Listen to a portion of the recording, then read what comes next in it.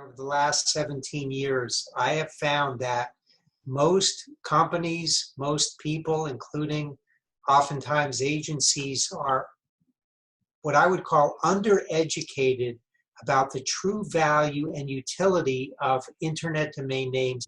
A lot of the work that I do and have been doing over the last several years is really helping people understand why domain names are relevant today. In fact, more relevant and valuable than they've ever been.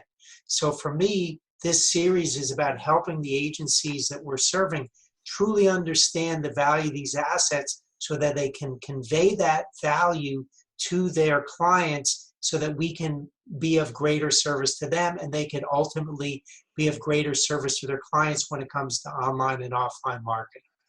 So some of these agencies are, they're experienced marketers, they're SEO companies, they're service providers doing what they do quite well. Why do you think they're sort of undereducated? Why do you think, what is the gap about domain names and their power and their value that you think many people sort of underestimate? Well, there are a number of reasons. So let's just talk about a few of them. We're going to be going into these in more detail, through our video series, but let's just start with one. It's a very crowded internet, and people are asking themselves, how do we differentiate ourselves from whether it's an established brand that has some market share, or it's a potential disruptor, an entrepreneur that wants to leap into a marketplace and gain traction. One of the biggest challenges people are having in this overcrowded internet is differentiation. How do we differentiate ourselves? And one of the most powerful ways a company can do that is through the use of a category defining domain, what we call a domain that has the power 6 elements. And we'll get into that in another video. So just right out of the gate, differentiating yourself from your competition as an existing brand or wanting to leapfrog into a market as a disruptive brand, domain names have significant leverage for both of those scenarios. So that's one reason. It's a very crowded internet and it's difficult to differentiate yourself.